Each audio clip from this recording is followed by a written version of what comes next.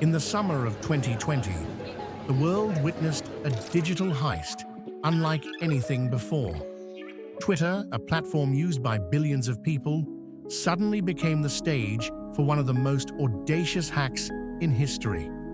Verified accounts belonging to global leaders, billionaires, and major companies began posting a simple, shocking message: send Bitcoin to a specific wallet, and it would be doubled. At first glance, it seemed absurd, but these were real accounts with millions of followers: Barack Obama, Elon Musk, Bill Gates, Joe Biden. The sheer scale of the breach stunned both the public and security experts alike. At the center of this storm was a young man from the United Kingdom.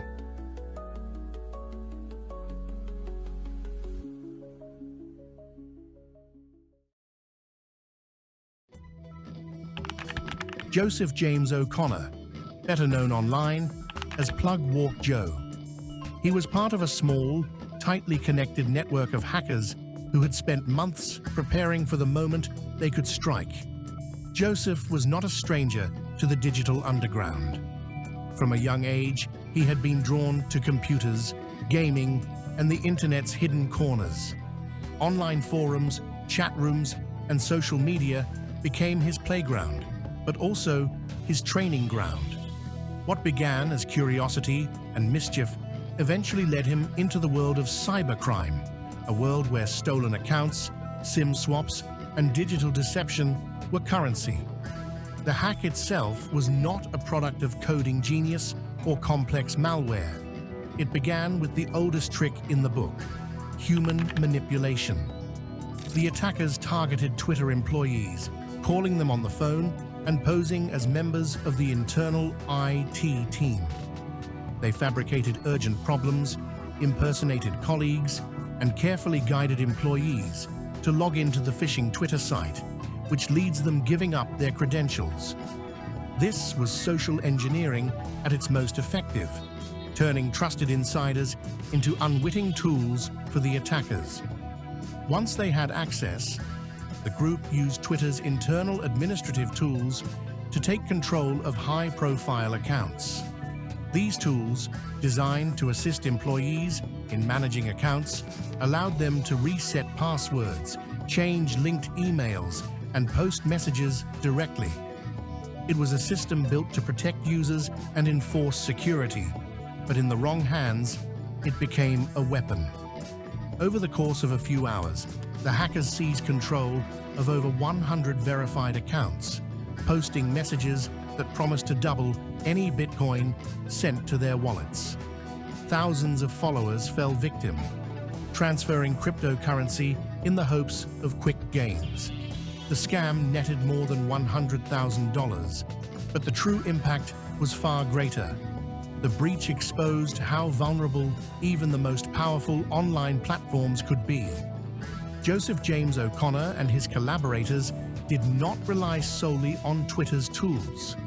They also used SIM swapping, a technique where a hacker convinces a mobile carrier to transfer a victim's phone number to a device they control.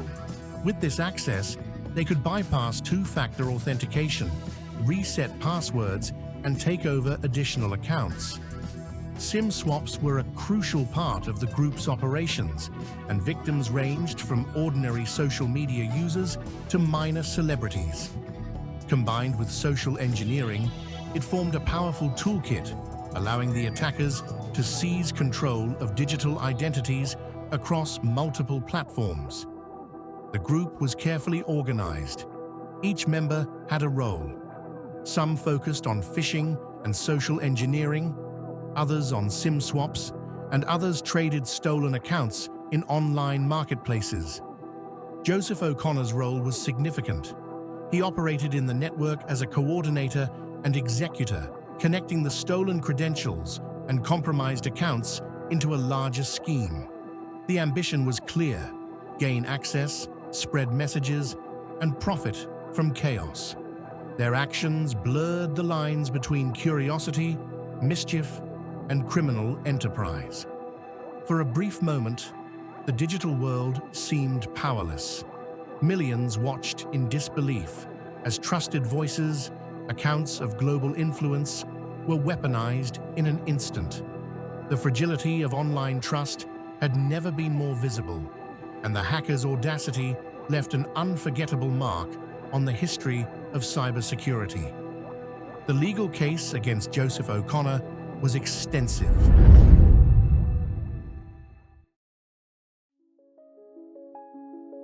Prosecutors detailed not only his role in the Twitter hack, but also his involvement in SIM-swapping attacks, account takeovers on other platforms, extortion and harassment of victims online. The charges included computer intrusion, wire fraud, money laundering, stalking, and conspiracy. In court, he admitted his actions, expressed remorse, and apologized to victims. In June 2023, he was sentenced to 5 years in prison and ordered to forfeit hundreds of thousands of dollars connected to his crimes. Beyond the courtroom, the consequences of the hack were wide-ranging. Twitter implemented stricter security measures, limiting employee access to administrative tools and revising internal protocols to prevent a similar attack. The incident became a case study in cybersecurity, illustrating the dangers of human error, the risks inherent in highly trusted internal systems, and the sophistication of even young attackers operating with determination and coordination. For Joseph James O'Connor, the hack was both a peak and a downfall. He had achieved a level of infamy few young hackers ever reach. But the thrill was fleeting. The capture, extradition, and sentencing were reminders that actions in the digital world carry real-world consequences. The Twitter hack of 2020 remains a cautionary tale. It is a story about trust, technology, and the fragility of online platforms. It is a story about human vulnerability, ambition, and recklessness. And it is a story about a young man who, in pursuit of status and notoriety, found himself at the center of one of the most visible cybercrimes of the decade. Even now, the lessons linger. Systems can be built, passwords can be strengthened, and code can be updated. But the weakest link is often the person at the keyboard, the employee answering a phone, or the individual who believes they are untouchable.